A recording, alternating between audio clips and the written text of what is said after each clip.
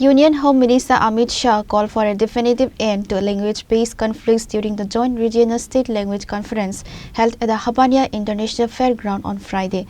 Addressing a massive gathering, Shah emphasized that linguistic diversity should be a catalyst for development, not a source of political discord. Union Home Minister Amit Shah arrived in Agartala on Friday for a high-profile official visit. He was accorded a warm ceremonial welcome at the Maharaja Bir Bikram Airport by Chief Minister Dr. Manish Saha. Upon his arrival, Chief Minister Saha greeted the Home Minister with a traditional bouquet and a hand-woven risa. Other senior cabinet ministers and top state officials were also present at the airport to receive the Union Minister.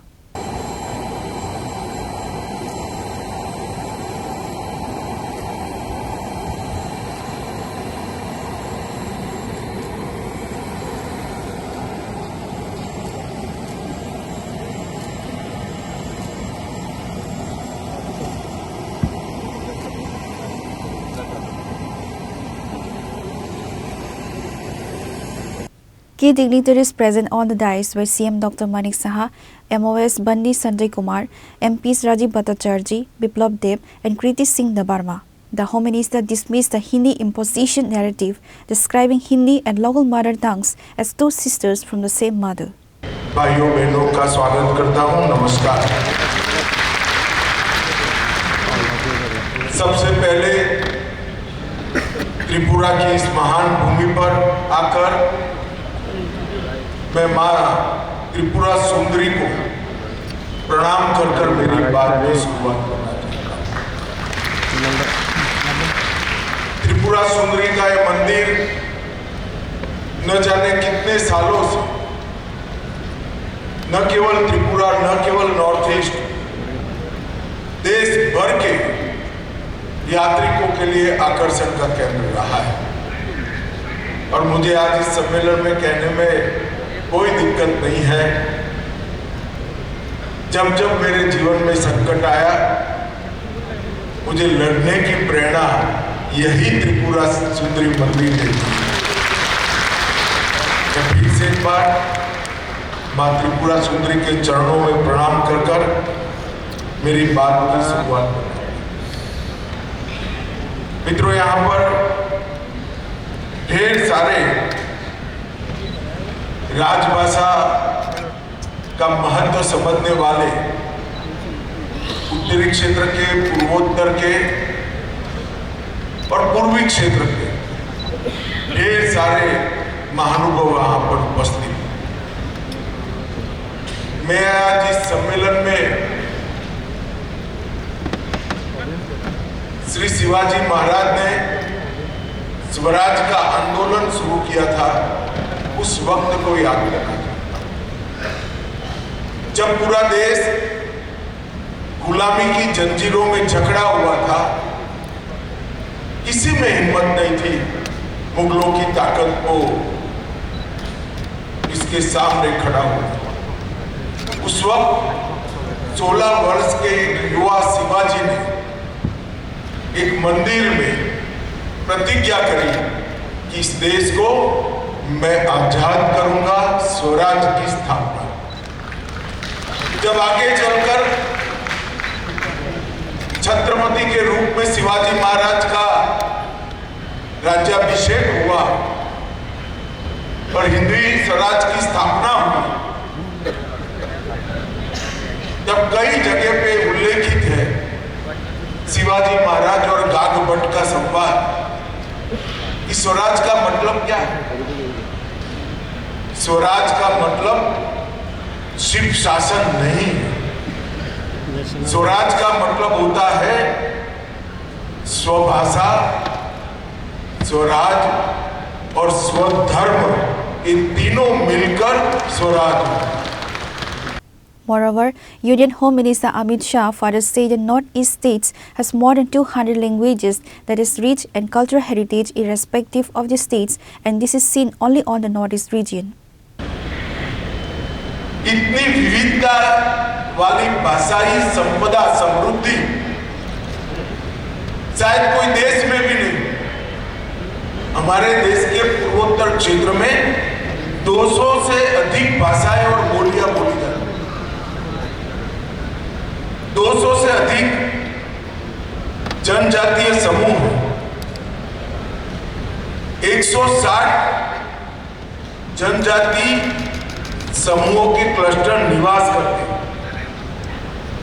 50 से ज्यादा unique त्योहार हैं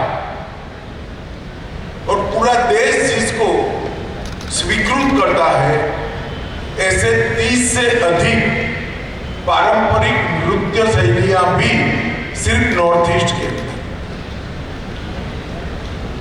मैं तो जब Bharatiya Janata party का राष्ट्रीय अध्यक्ष बना तब नॉर्थ ईस्ट का मेरा प्रवास हुआ, 21 दिन का प्रवास हुआ। तब मुझे मालूम पड़ा कि संस्कृति का खजाना पूरे भारतवर्ष में कहीं पर है तो हमारे नॉर्थ ईस्ट के अंदर है। इतना रिच कल्चर पूरे विश्व में है। और जब भाषाओं को संरक्षण की और भाषाओं को संवर्धन की बात होती है, तब जहां रिच संस्कृति होती है वहीं समृद्ध भाषाएं। समृद्ध भाषाओं के बिना समृद्ध संस्कृति बन ही नहीं सकती। त्रिपुरा का भी उदाहरण देखिए, बांग्ला, कोकोबोरो और हिंदी, तीनों भाषाएं यहाँ बहुत अच्छे तरीके से बोली जाती है। अगर भाषाओं के नाम पर विखवाद करने वालों को भाषाओं का सह अस्तित्व समझना है तो उनको त्रिपुरा में आना चाहिए। त्रिपुरा में भाषा के कारण कभी विखवाद या विवाद नहीं हुआ। तीनों भाषाएं समांतर रूप से एक साथ पली बढ़ी, आगे भी बढ़ी और मुझे विश्वास है कि और आगे। राजभाषा सिर्फ संवाद की भाषा नहीं, नीति निर्माण मतलब पॉलिसी मेकिंग, राष्ट्र निर्माण, नेशन बिल्डिंग, ये दोनों में सबसे ज्यादा कोई योगदान दे सकता है तो राजभाषा और हमारी स्थानीय भाषाएं दे सकता है। और हम नॉर्थ ईस्ट के कई महानुभावों को जानते हैं जिन्होंने देश और दुनिया में हिंदी के माध्यम से नॉर्थ ईस्ट का नाम रोशन किया, अपना खुद का नाम। डॉक्टर भूपेन हजारिका जी, महान संगीतकार, त्रिपुरा के ही सुपुत्र S.D. बर्मन जी, R.D. बर्मन जी, सिक्किम के डैनी डेंजिप्पा, मेघालय में पैदा हुए जुबिन गर्ग, कई सारे लोगों ने हिंदी के माध्यम से नॉर्थ ईस्ट से निकलकर हिंदी के माध्यम से पूरे देश और दुनिया में प्रसिद्धि प्राप्त। उनके लिए हिंदी देश में जाने का एक मंच, राजभाषा देश भर में पहुंचने का एक माध्यम बनी और यही बात हर राज्य को लागू होगी। अभी ये मुख्यमंत्री साहब हमारे MOS पंडित जी को अभिनंदन देते कि पंडित जी तेलुगु है और राजभाषा सम्मेलन में हिंदी बोले। डॉक्टर साहब आप भी बांग्ला हो, त्रिपुरा के हो, मगर बहुत अच्छी हिंदी बोली। और मैं भी गुजरात से आया हूं। गुजरात हिंदी भाषी राज्य नहीं, मगर मैं मेरे जीवन की कल्पना ही नहीं कर सकता अगर मुझे राजभाषा आती न होती तो मैं देश के लोगों से संवाद कैसे। He further stated that the integrity and development of the royal language must be taken forward and preserved in order to develop the nation. Amit Shah also covered his speech regarding the demand for Roman script. Jamatia जी ने यहाँ पर भावना व्यक्त करी कि सभी लोग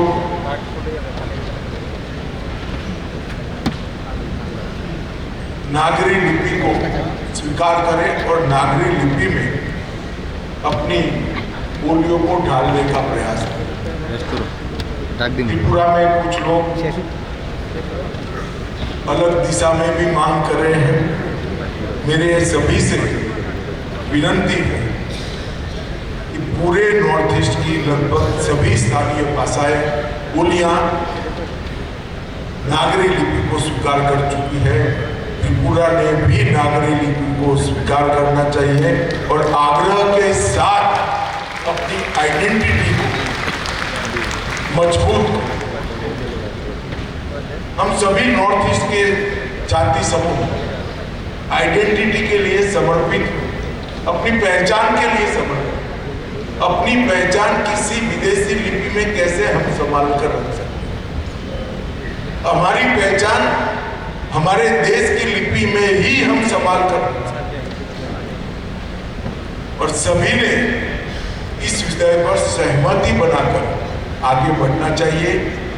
लिपि और भाषा विवाद का मुद्दा नहीं होना चाहिए। लिपि और भाषा विकास के लिए बनाए गए माध्यम। अंत में आज के सम्मेलन के माध्यम से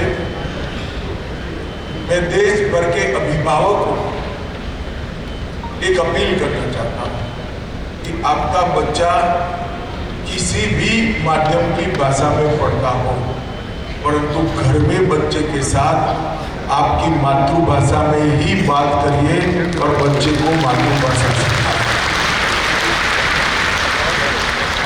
अगर बच्चा अपनी मातृभाषा से सीखने से वंचित रह जाएगा, वो आपके साहित्य से वंचित, वो आपकी भाषा की कविताओं से वंचित, आपके भाषा के सुभाषितों से वंचित रह जाएगा, आपके प्रदेश के इतिहास से वंचित रह जाएगा और अंततोगत्वा हमारी संस्कृति से भी कट ऑफ हो जाएगा। अगर हमारे बच्चों को हमने भारत के साथ, हमारे प्रदेशों के साथ, हमारे संस्कार के साथ, हमारी संस्कृति के साथ जोड़कर रखना है, तो सभी अभिभावकों को, माता पिताओं को मेरा आग्रह है कि घर में अपने बच्चों के साथ अपनी मातृभाषा में ही संवाद करिए और बच्चे को अपनी भाषा जरूर सिखाइए। लिखना भी सिखाइए, पढ़ना भी सिखाइए, बोलना भी सिखाइए। जब ये प्रवाहित स्वरूप से अपनी भाषा सीखेगा, बोल पाएगा, इसके आत्मविश्वास में अनेक गुना वृद्धि होगी।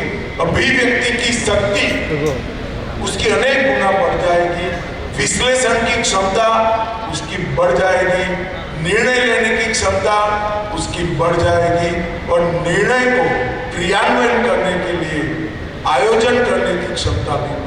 कि सारे गुण भाषा से जुड़े।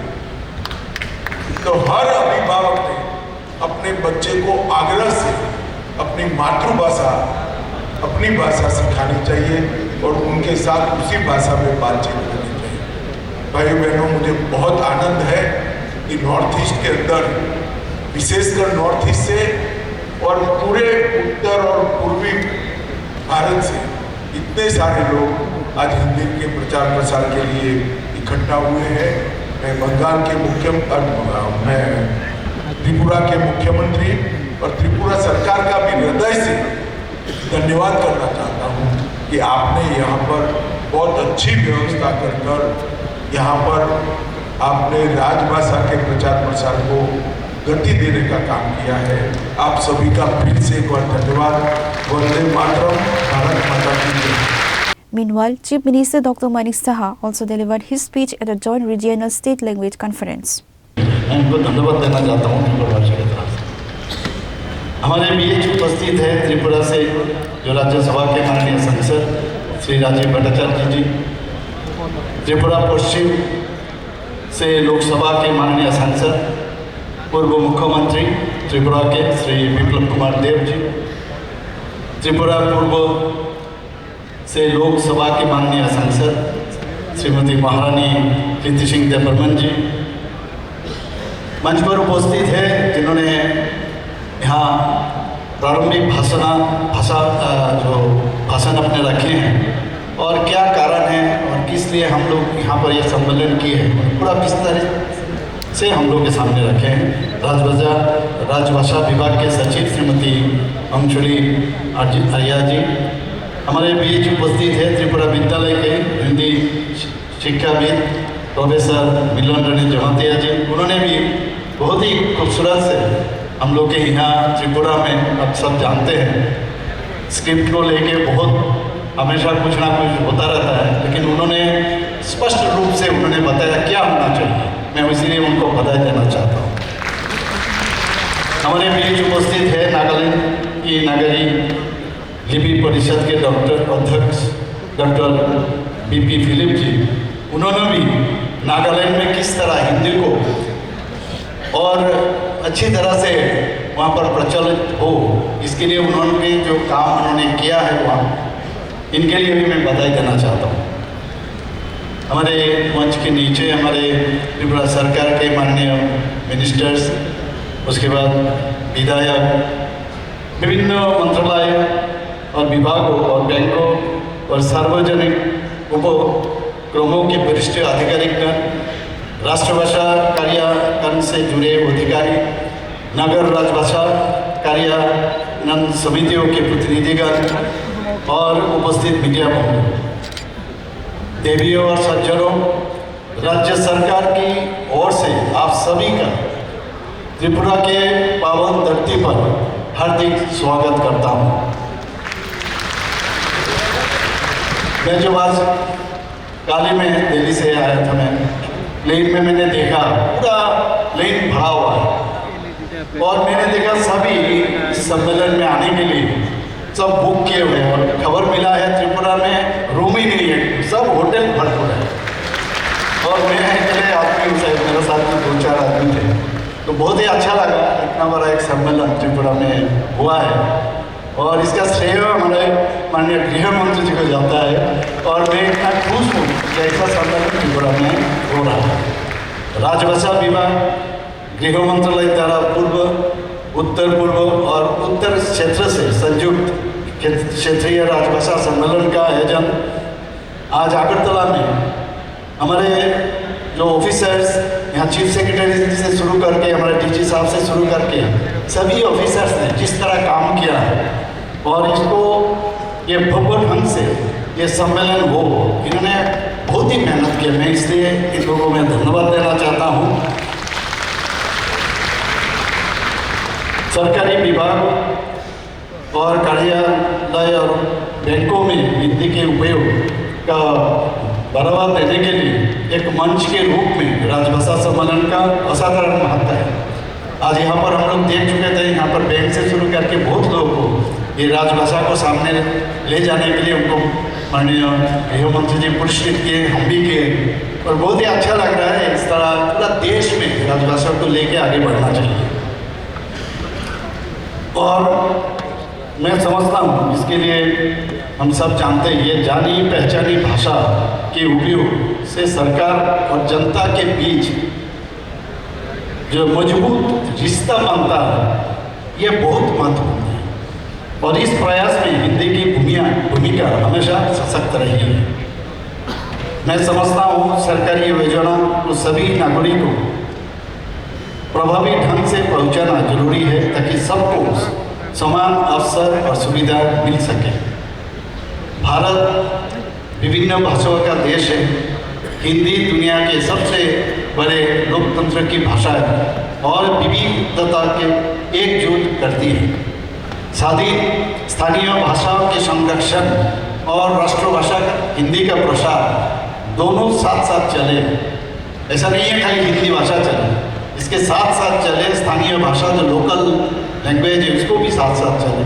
आज मैंने देखा कुछ हमारा विरोधी पार्टी कह रहे हैं हिंदी यहाँ पर मैंने ज़बरदस्ती हिंदी को यहाँ पर प्रचार के लिए कर रहे हैं। उनके लिए मैं ये कहना चाहता हूँ ऐसा नहीं है, पहले आप सुनो समझो उसके बाद बात करो। ये हमारी सोच है, यही उत्तर पूर्व की भावना है कि राष्ट्रभाषा हिंदी का प्रचार होना चाहिए और साथ ही साथ हमारा लोकल लैंग्वेज जो है उसको भी आगे बढ़े और यही हमारे देश की ताकत भी है।